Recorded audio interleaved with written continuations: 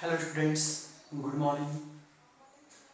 Myself Dhananjay Kumar Upadhyay and today we will discuss about nationalism in India.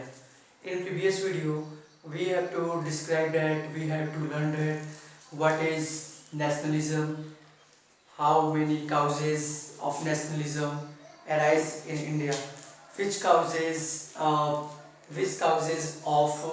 rise of nationalism in India we have already taught. But in this video we have to learn about the circumstances of World War, Satyagraha and non-cooperation movement. World War First, Satyagraha and non-cooperation movement. Here we will start our today's session. This is the official YouTube channel of Mother Sakuntala Public School, Akhlaspur, Patia. So we start today's session. So let's begin. Circumstances of World War, Satyagraha and non-cooperation. The circumstances means स्वरूप. Circumstances means स्वरूप. World war प्रथम विश्व युद्ध, सत्याग्रह and non cooperation असहयोग आंदोलन means इस term में हम ये पढ़ेंगे, इस सेशन में हम ये पढ़ेंगे कि किस तरह से प्रथम विश्व युद्ध, असहयोग आंदोलन और सत्याग्रह जो आंदोलन गांधी जी के द्वारा शुरू किया गया था, इसका क्या स्वरूप था, इसके बारे में हम आज डिस्कस करेंगे। तो चलिए स्टार्ट करते हैं। फर्स्ट है world war. World War. The first World War was broke out in the year of 1914 to 1918. Okay, you know that the first World War is broke out in the year of 1914 to 1918. This World War was change in the world's political life and social life. Means this World War is change social and political life all of the world. But we have to learn in this session Indian situation. हम यहाँ पे भारत की situation को देख रहे हैं। भारत के अंदर जितनी भी गतिविधियां या जो भी बदलाव हुए उस चीज के बारे में हम यहाँ पे पढ़ रहे हैं। तो in first world war broke out in 1940 to 1980, यानी कि 1914 से 1918 के बीच भारत में भी या भारत के स्वरूप में भी बहुत बदलाव हुआ। और वो जो चेंजिंग हुए थे वो किस किस क्षेत्रों में हुए थे? पॉलिटिकल एंड सोशल सिचुएशंस या सोशल कंडीशन। ठीक है, पॉलिटिकल एंड सोशल कंडीशन। इस टाइम पे क्या हुआ था? The world war first change the political and social situation और social condition of India. So in that time the defence expenditure was huge, grew up. The huge grew up defense expenditure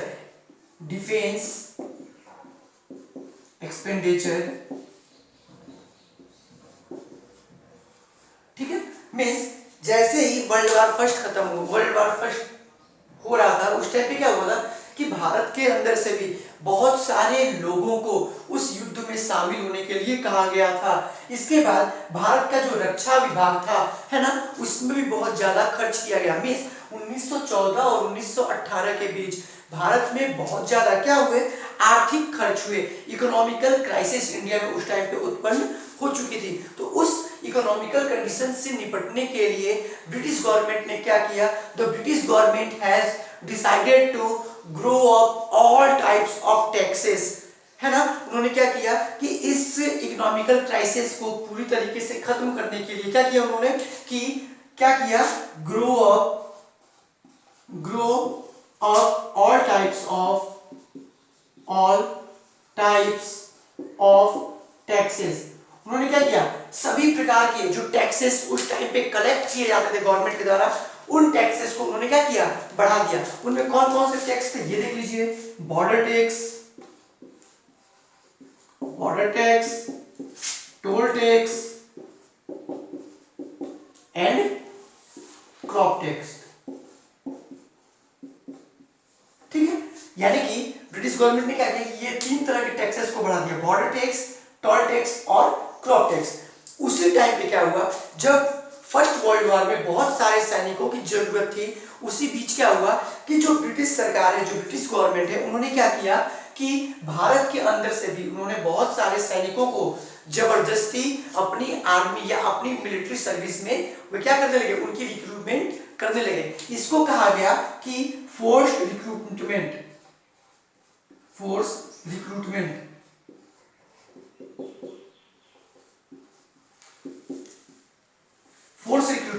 force recruitment क्या है कि अंग्रेज जो थे या जो Britishers थे, वो इंडियन या गांव के लोगों को जबरदस्ती सेना में जबरदस्ती भर्ती करते थे। जब उनको क्या करते थे, जबरदस्ती उनको सेना में भर्ती की जाती थी।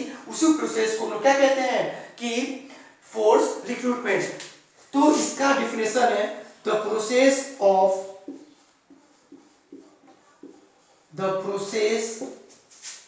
Britishers,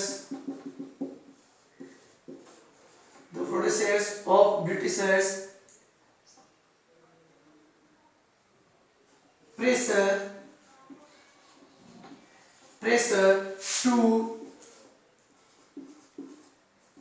all the villagers to join the army.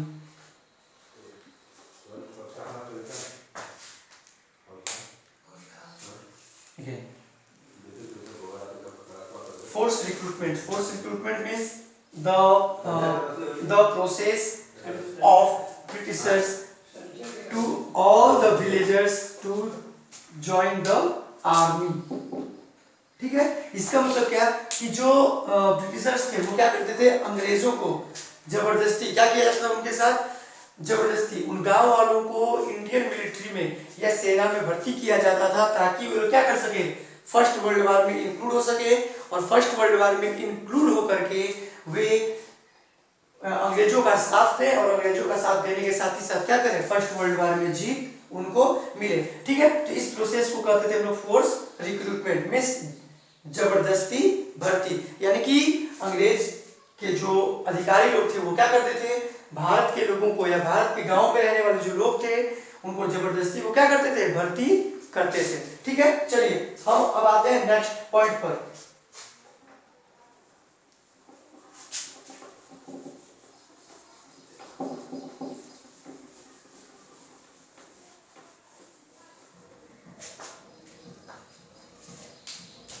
अगला है इपिडेमिक।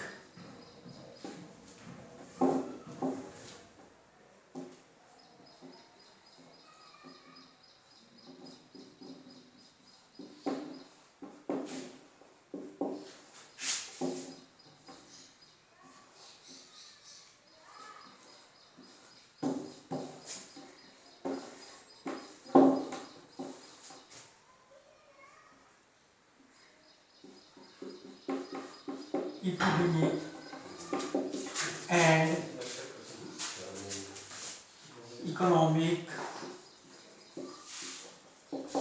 condition।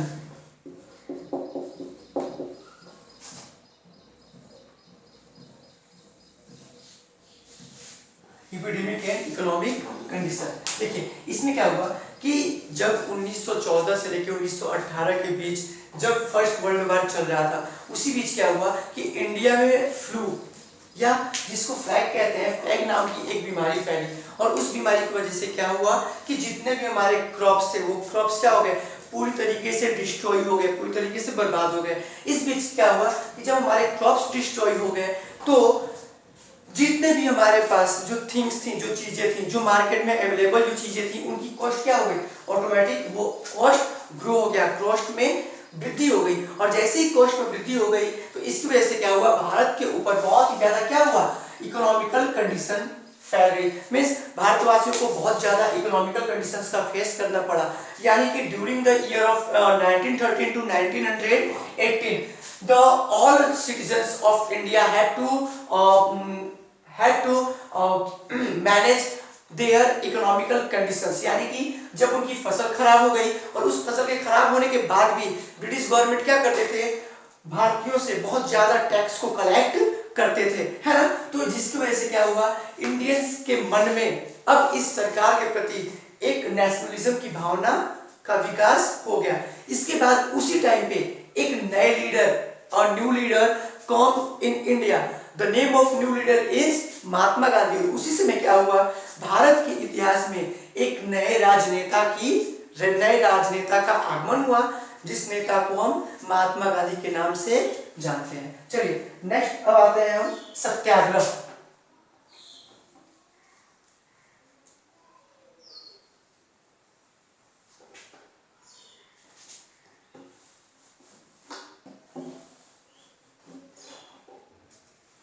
चलिए नेक्स्ट आते हैं हम सत्याग्रह।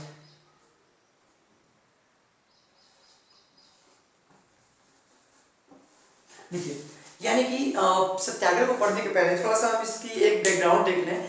यानी कि जब वो इंडिया में फर्स्ट वर्ल्ड वार चल रहा था, ठीक है ना, जब इंडिया में फर्स्ट वर्ल्ड वार चल रहा था उसी बीच क्या हुआ, 1915 ईस्वी में महात्मा गांधी भारत आए। कब महात्मा गांधी भारत आए, 10 जनवरी 1915। यानी कि जब महात्मा गांधी 10 जनवरी 1915 ईस्वी को आए, कहां पे आए, भारत आए। कहां से, साउथ अफ्रीका से,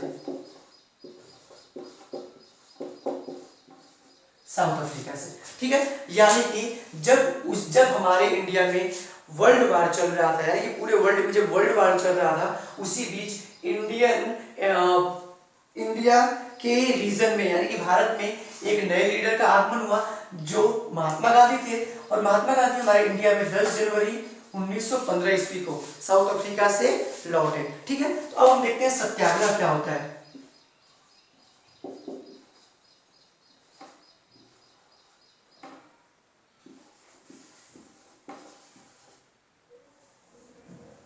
है ना, सत्याग्रह यानी कि when Gandhi ji come to India from South Africa, means 10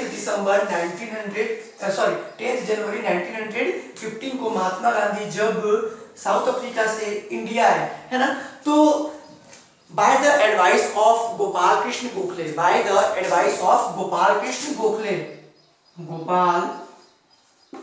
Krishna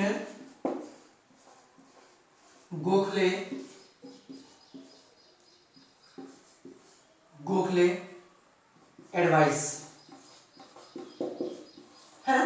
यानी कि गोपाल कृष्ण गोखले के एडवाइस के बाद महात्मा गांधी ने क्या किया कि उन्होंने ये डिसाइड किया कि वो क्या करेंगे, पूरे इंडिया में 2 इयर्स की टूर, यानी कि 2 साल तक पूरे भारत में घूमेंगे।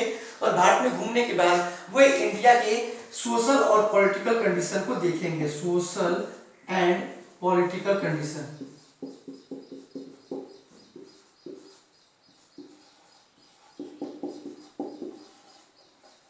Again I repeat, when Mahatma Gandhi come to in India in 10th January 1915 from South Africa, his political guru was Gopal Krishna Gokhale. Means Mahatma Gandhi के जो राजनीतिक गुरु थे उनका नाम था गोपाल कृष्ण गोखले, ठीक है।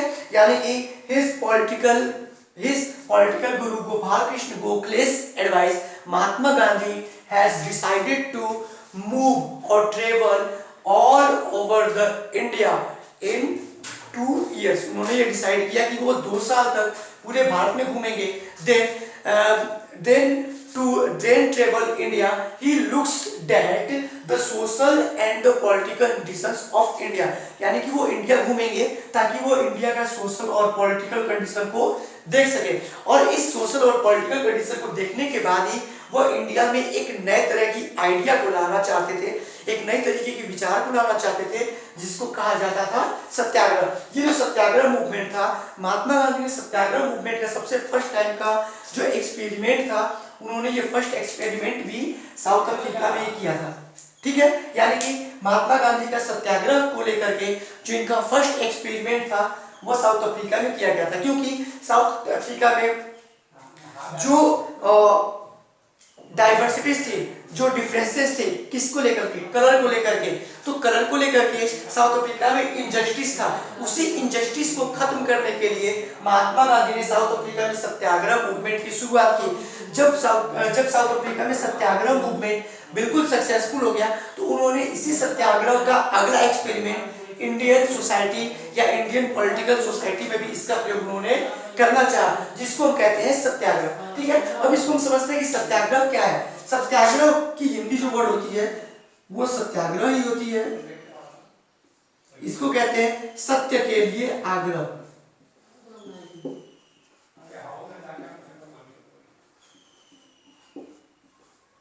सत्य के लिए आग्रह। It means the thought of Mahatma Gandhi is we use only truth as a weapons against the Britishers। Means हमें हमेशा सत्य का जो हथियार है उसी हथियार का यूज करना चाहिए, किसके खिलाफ, ब्रिटिशर्स के खिलाफ। इसीलिए उन्होंने कहा था कि if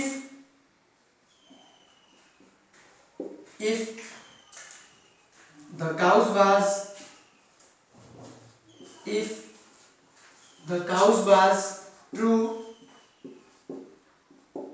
if the struggle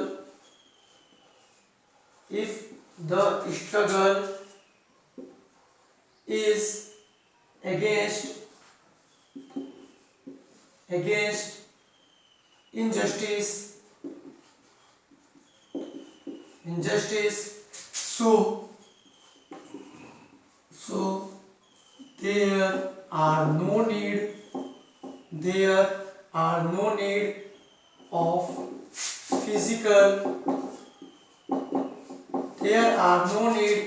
physical force against the fight against the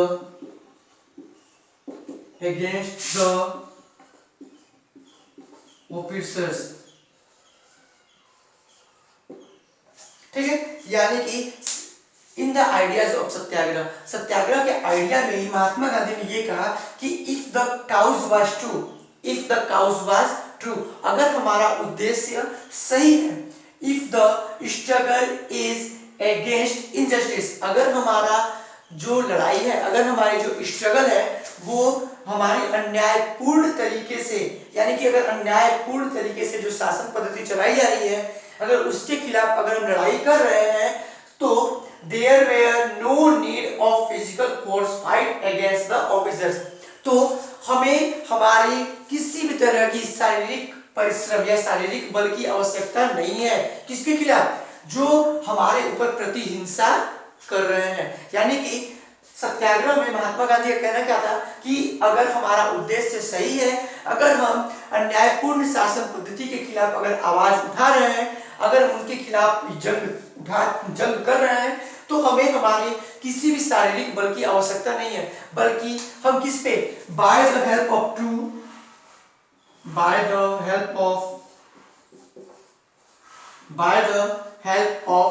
truth, हम सत्य की सहायता से, by the help of truth, हम सत्य की सहायता से उस इनजस्टिस टाइप के एडमिनिस्ट्रेशन लोगों को क्या कर सकते हैं, इंडिया से बाहर निकाल सकते हैं और इंडिया को इंडिपेंडेंट करा सकते हैं।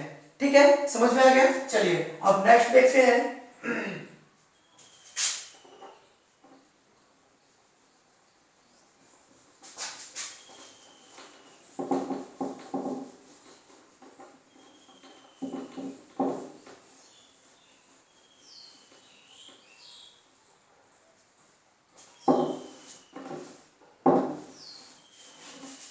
देखिए, एक चीज आपको हम बता देते हैं कि जब महात्मा गांधी 10 जनवरी 1915 ईस्वी को इंडिया आए, कब आए? 10 जनवरी 1915 ईस्वी को जब महात्मा गांधी इंडिया आए, कब? 10 जनवरी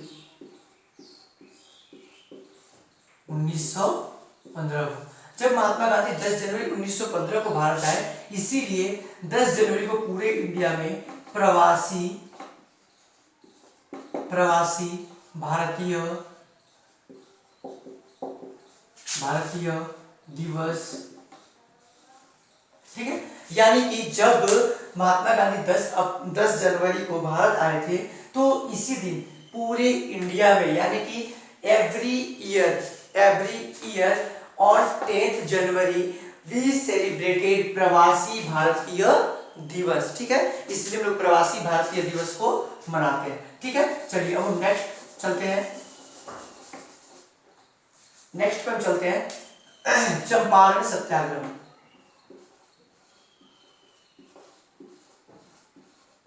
चंपारण सत्याग्रह कब?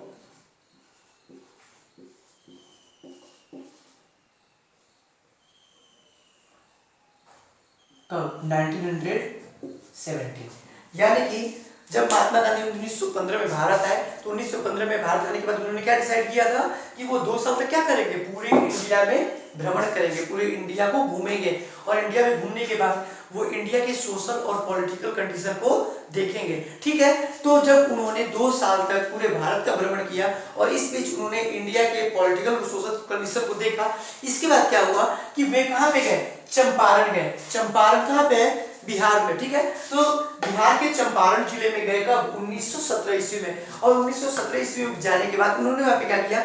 वहां पे फसल के उत्पादन में बहुत ही ज्यादती की जाती थी, बहुत ही ज्यादा। जो पीजेंट्स थे, मींस जो छोटे किसान थे, उनको ब्रिटिशर्स बहुत ज्यादा परेशान करते थे। किसके लिए? इंडिगो के लिए, यानी कि फार्मिंग ऑफ इंडिगो,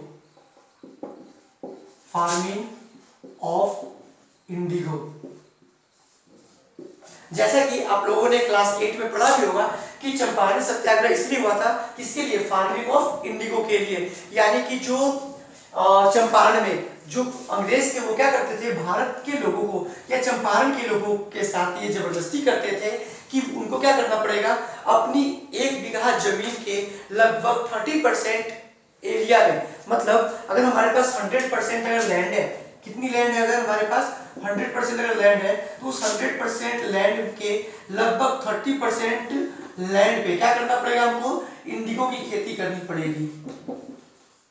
किसकी खेती करनी पड़ेगी? इंडिगो की खेती करनी पड़ेगी, ठीक है। यानी कि इंडिगो की खेती के टाइम पे क्या होता था कि अगर किसी खेत में, अगर किसी लैंड में अगर इंडिगो की फार्मिंग अगर हम करेंगे, तो वो हमारी जो भूमि है, जो लैंड है, पूरी तरीके से बंजर हो जाएगी। इसके साथ ही साथ अंग्रेजों ने क्या किया था? चंपारण में टैक्सेशन की जो मात्रा थी, उस मात्रा को भी उन्होंने क्या किया था? बहुत ज्यादा बढ़ा दिया था। तो टैक्सेशन की मात्रा भी बढ़ा दी गई थी और इंडिगो की खेती भी करना क्या थी? जरूरी थी। इसीलिए चंपारण के लोगों ने क्या किया? महात्मा गांधी को अपने जिले में बुलाया, अपने क्षेत्र में बुलाया, और महात्मा गांधी ने वहां पे क्या किया? फर्स्ट सत्याग्रह मूवमेंट की शुरुआत की।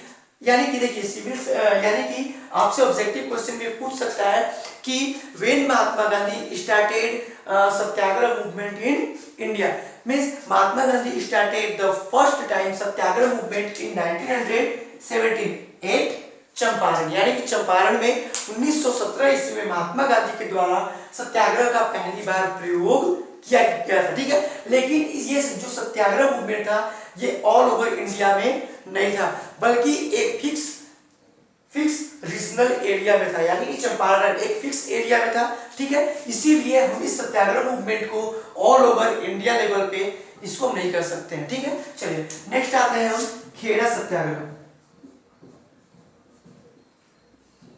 खेड़ा सत्याग्रह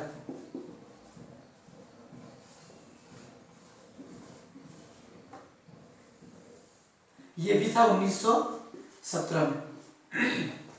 देखिए, यानी कि जब महात्मा गांधी चंपारण से अपनी मूवमेंट को खत्म करके आगे बढ़े, तो उनको क्या किया गया कि खेड़ा में बुलाया गया। खेड़ा कहाँ पे है? गुजरात में। खेड़ा कहाँ पे है? गुजरात में। यहाँ पे क्या हुआ कि हमने भी बताया, अभी कुछ देर पहले हम लोगों ने बात किया था कि जिस टाइम पे हमारे इंडिया में फर्स्ट वर्ल्ड वॉर चल रहा था, उस समय इंडिया में फ्लू यानी कि फ्लैग नाम की एक बीमारी आ गई थी, जिसकी वजह से हमारे क्रॉप्स क्या हो गए थे?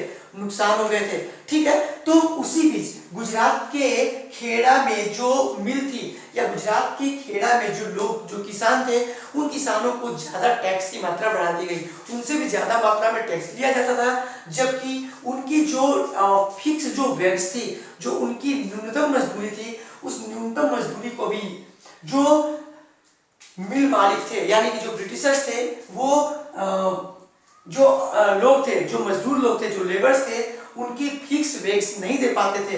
इस वजह से भी महात्मा गांधी खेड़ा में गए और उन्होंने वहां पे क्या किया? सत्याग्रह मूवमेंट को चलाया और वहां के जो लेबर्स थे, जो मजदूर थे, उन लोगों के हित के लिए उन्होंने सत्याग्रह चलाया और उनको इस सत्याग्रह में भी क्या हुए? महात्मा गांधी इस सत्याग्रह में भी सक्सेसफुल हुए। ठीक है, नेक्स्ट आते हैं हम अहमदाबाद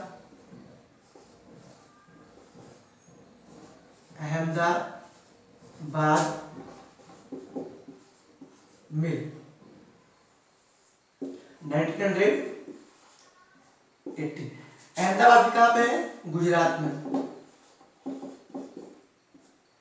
ठीक है, यानी कि खेड़ा सत्याग्रह के समाप्त होने के बाद महात्मा गांधी अहमदाबाद गए और अहमदाबाद में एक शुगर मिल थी, एक चीनी की मिल थी। उस मिल में क्या था कि लोगों को, यानी कि लोगों को अच्छे तरीके से, पूरी तरीके से उनकी सैलरी नहीं दी जाती थी। इस वजह से क्या हुआ कि लोगों ने महात्मा गांधी को अहमदाबाद में बुलाया और महात्मा गांधी ने क्या किया कि उन लोगों के लिए वे अनशन पे बैठ गए, हड़ताल पे बैठ गए, और अतः उनकी हड़ताल के द्वारा जो मिल के मालिक थे, मिल के मालिक को मजदूर की बातों को मानना पड़ा और मजदूर की बातों को मानने के बाद उन्होंने क्या किया कि मजदूरों को उनकी जो फिक्स जो सैलरी थी, वो सैलरी भी उनको देनी शुरू कर दी।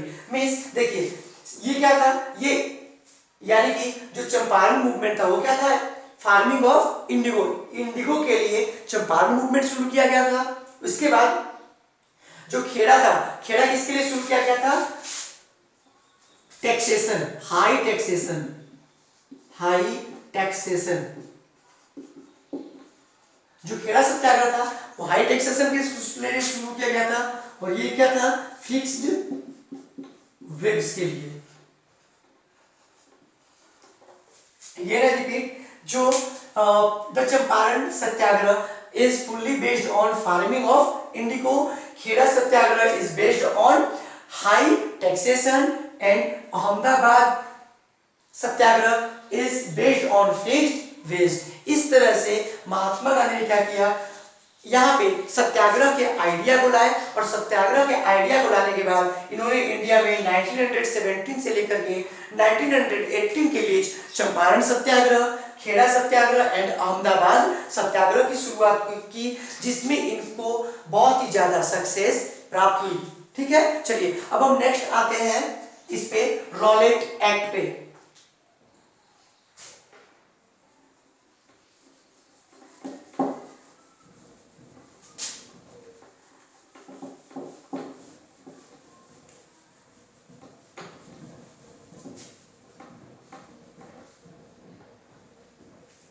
यानी कि हम लोगों ने अभी क्या देखा कि हम लोगों ने अभी फर्स्ट वर्ल्ड वॉर को देखा, इसके बाद सत्याग्रह को देखा। अब हम नेक्स्ट पार्ट में देखेंगे कि Rowlatt act, Jallianwala Bagh major and Khilafat movement. तो अभी तक के लिए बस इतना ही। That's all, thank you.